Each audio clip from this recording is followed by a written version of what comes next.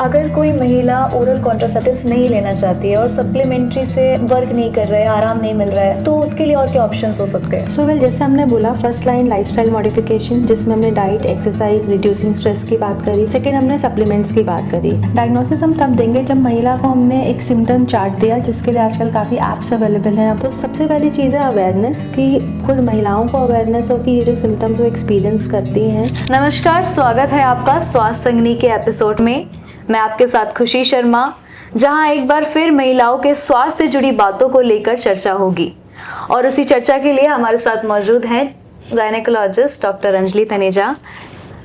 कई बार कई ऐसी बीमारियां होती हैं, कई ऐसे डिसऑर्डर्स होते हैं जिनके बारे में महिलाओं को खुद नहीं पता होता है, और उसी चीज़ के बारे में आज हम चर्चा करेंगे, जिसको PMS या PMDD के बारे में भी जाना जाता है। क्या PMS या PMDD दोनों सेम चीज़ है?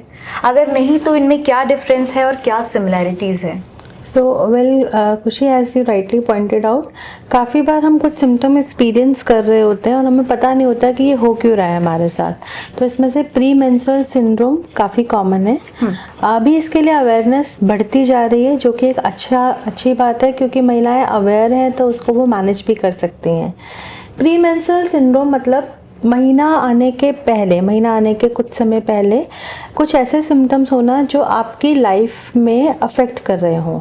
अब ये सिम्टम्स इमोशनल हो सकते हैं, जैसे कुछ महिलाओं को रोने का मन करना, कहते हैं ना टची हो गई, सेंसिटिव भाव बहुत ज़्यादा हो जाते हो, मूडी होना, लो फील करना, क्रेविंग्स होना फूड की, चॉकलेट्स खाने का मन करना, कंट्रोल चला जाना खाने पर से, कि मैं ज़्यादा खाने लग जाती हूँ उस टाइम पर, या फिज़िकल सिम्टम्स जैसे हेडेक, ब्रेस्ट में पेन होना।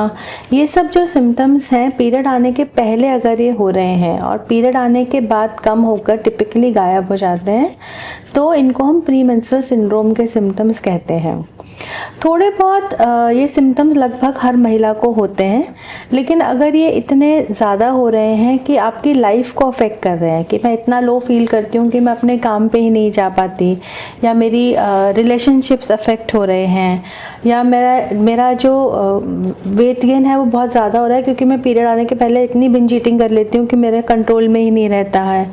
तो अगर आपके सिम्टम्स इतने ज़्यादा हैं कि आपकी वो लाइफ के वेरियस डोमेन्स को अफेक्ट कर रहे हैं, खुद को अफेक्ट कर रहे हैं, आपके रिलेशनशिप्स को अफेक्ट कर रहे हैं, तो हम उसे प्री मेंस्ट्रुअल सिंड्रोम कहते हैं। यही सिम्टम्स अगर बहुत ज़्यादा है तो हम उसको PMDD कहते हैं। तो बेसिकली PMDD जो है, प्री मेंस्ट्रुअल डिस्मॉर्फिक डिसऑर्डर, ये एक तरीके से आप ये कह सकते हैं कि सिवियर फॉर्म आप PMS का इसको कह सकते हैं। तो PMDD इतना सीवियर क्यों होता है? अल्टीमेटली ये दोनों ही हार्मोन बेस्ड हैं। हमारे जो महीना आता है उसके बाद जो हार्मोन्स हमारे थ्रू आउट साइकिल जैसे बिहेव करते हैं, ये उसी की मैनिफेस्टेशन है हर महिला को। ओके। तो PMS जो होता है ज़्यादा हजार्डस होता है, ज़्यादा खतरनाक होता है? अगर ऐसा है इन दोनों में से कोई भी चीज़, तो इसके फिर क्या क्या ट्रीटमेंट ऑप्शंस हैं वो मेडिकल लाइन में अवेलेबल है? देखिए, सबसे पहले तो जैसे हमने बोला कि हर महिला को थोड़े बहुत ही सिम्टम्स एक्सपीरियंस होते हैं, तो हम किसी को PMS का डायग्नोसिस कब देंगे?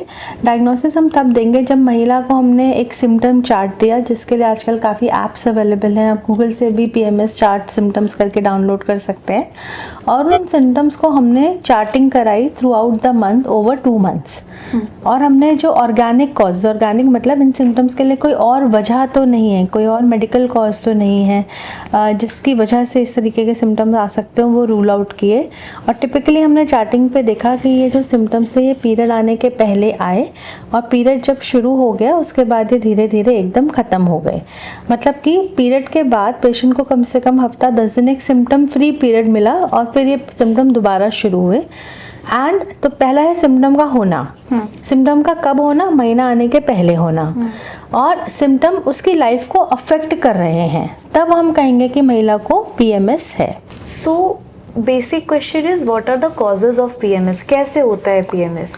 जैसे अभी हमने बात करी, हर महिला के अंदर फीमेल हार्मोन्स है, ईस्ट्रोजन है, प्रोजेस्टेरॉन है।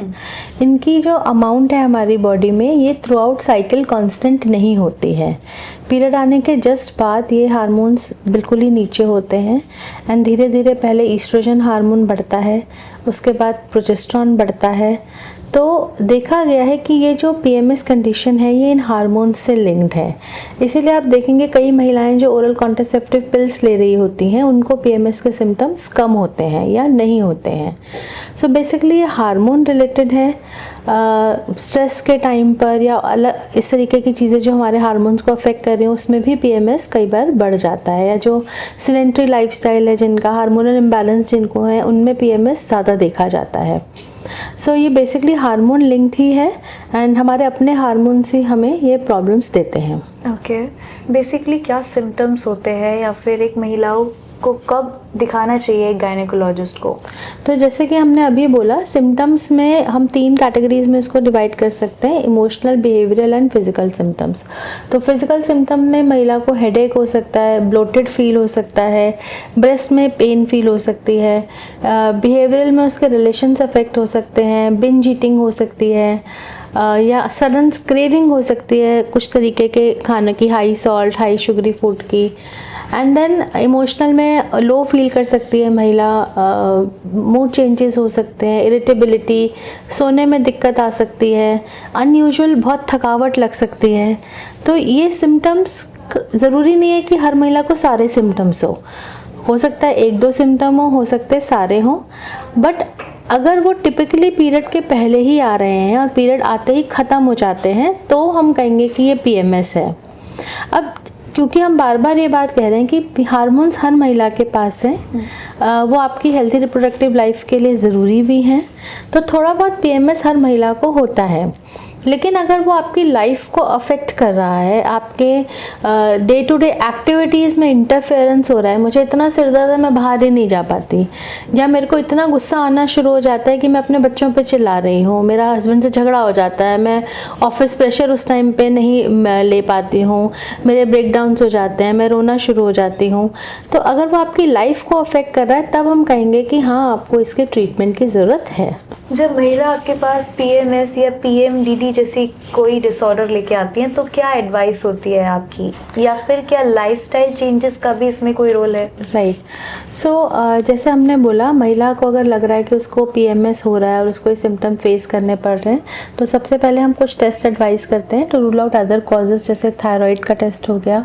And then once we are sure कि ये पीएमएस ही है, हमने 2 महीना उसका चार्टिंग कराया, और अगर महिला करके ही आई है चार्टिंग, क्योंकि काफ़ी बार आजकल लोग गूगल की हेल्प से चार्टिंग करके ही आते हैं, then the first step of management is of course lifestyle modification. हमने रिपीटेडली अपने हर एपिसोड में कहा है कि लाइफस्टाइल का फ़र्क हमारे बॉडी की फंक्शनिंग पर पड़ता है। अभी भी हमने जब कॉजेज़ की बात करी, हमने बोला कि अगर कोई सेडेंट्री है, बहुत स्ट्रेसफुल है, एकदम भागा दौड़ी वाली लाइफ है, तो ये सब सिम्टम्स उसको ज़्यादा होते हैं। सो इट इज़ वेरी इंपॉर्टेंट कि जो महिला है वो कुछ फॉर्म ऑफ एक्सरसाइज कर रही है। एक्सरसाइज कोई भी हो सकती है, जो आपको पसंद हो, आप डांस करो, योगा करो, स्विम करो, but do engage in some physical form of activity. जो एक्सरसाइज है वो जो हमारे हैप्पी हार्मोन्स होते हैं वो उनको रिलीज़ कराती है, वो इन सिम्टम्स को कम करती है। Then healthy balance diet definitely plays a role. Healthy balance diet का मतलब है कि डाइट मेरी बैलेंस्ड है, उसमें कार्बोहाइड्रेट्स भी हैं, उसमें प्रोटीन्स भी हैं, उसमें जितना हमें फ़ैट रिक्वायर्ड है वो भी है। बैलेंस डाइट का मतलब ये फैट डाइट्स नहीं होता है कि मैं कार्ब्स नहीं खाती या मैं सिर्फ सैलड सूप पी के सो जाती हूँ। ये जो फैट डाइट्स हैं इनसे लॉन्ग टर्म में हमारी हेल्थ पे कोई ज़्यादा बेहतर असर हमें नहीं मिलेगा। So it is very important कि लोग बैलेंस डाइट के कंसेप्ट को समझें और हेल्दी फूड्स को as per their nutritional requirement अपनी डाइट में इंक्लूड करें। Management of stress very important, especially for the urban population जहाँ पीएमएस अब काफ़ी ज़्यादा बढ़ गया है।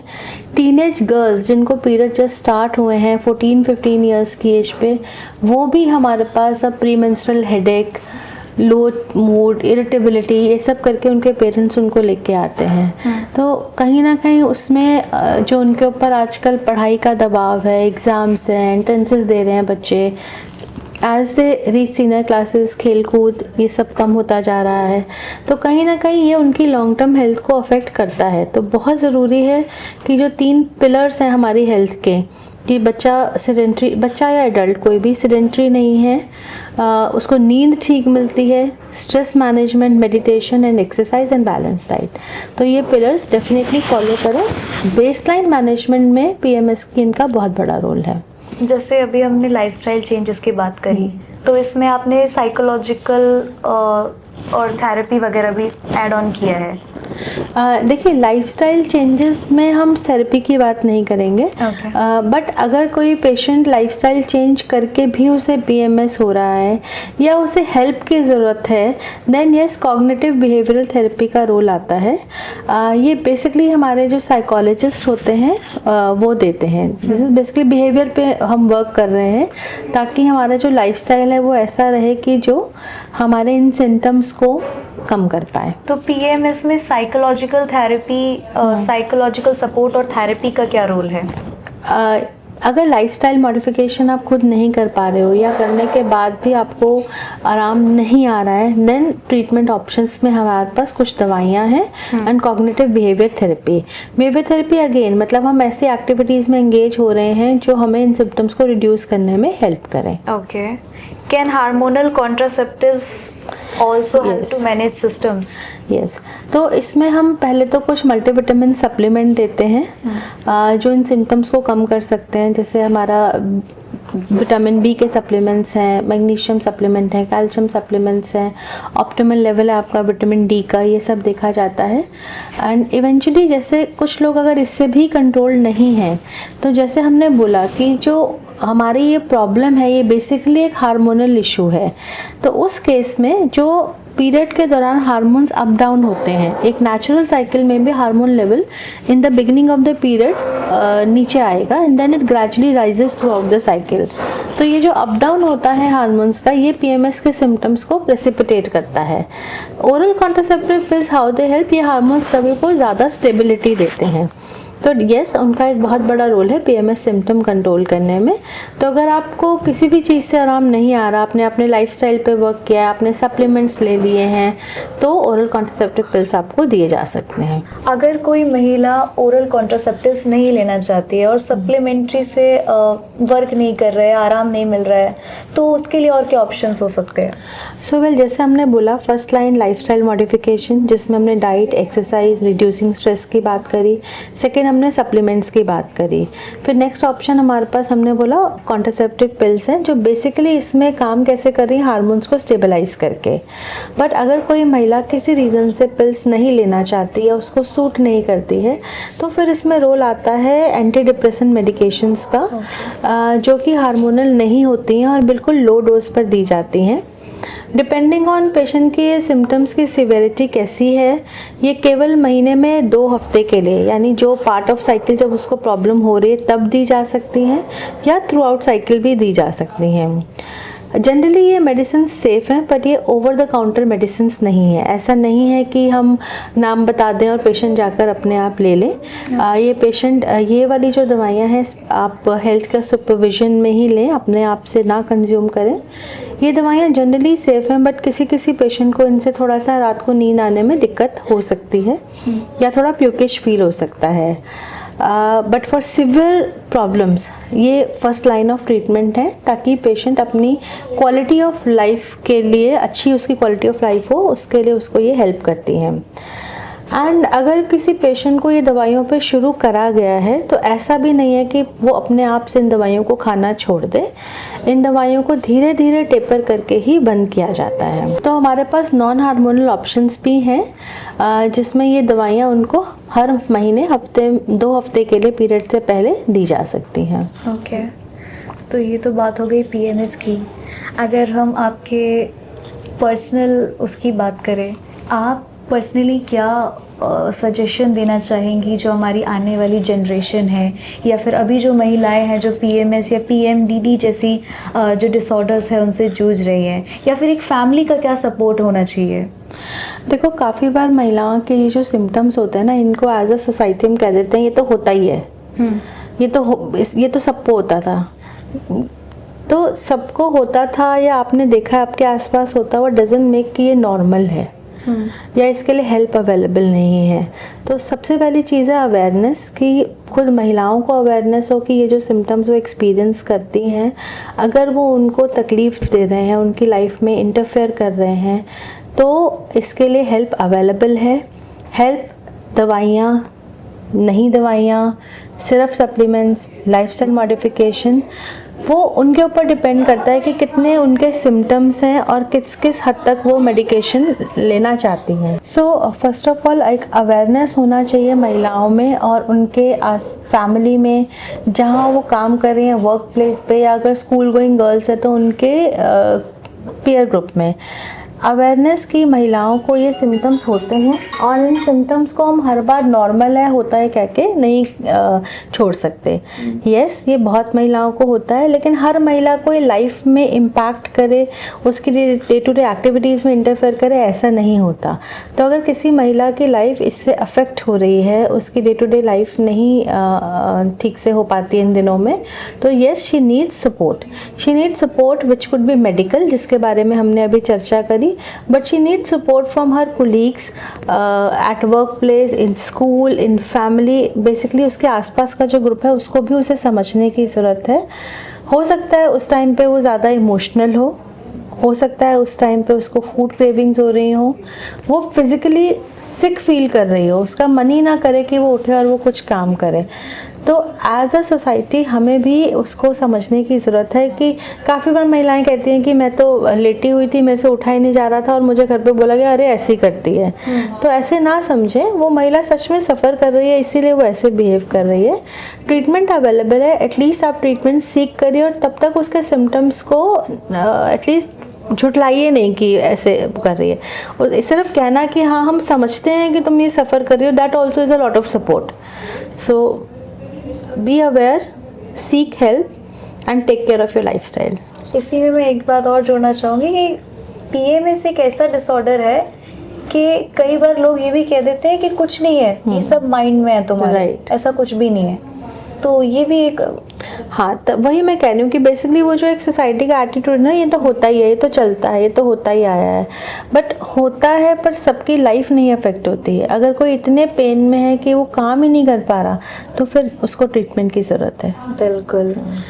तो बस आज के लिए बस इतना ही। Thank you so much ma'am. तो ये थी हमारे साथ डॉक्टर अंजलि तनेजा, जिन्होंने आज हमारे साथ पीएमएस को लेकर एक गहरी बातचीत करी। और आगे ऐसे और भी एपिसोड्स हम आपके लिए लाते रहेंगे, तो देखते रहिए पीपीएम टाइम्स स्वास्थ्य संगनी। मैं आपके साथ खुशी शर्मा।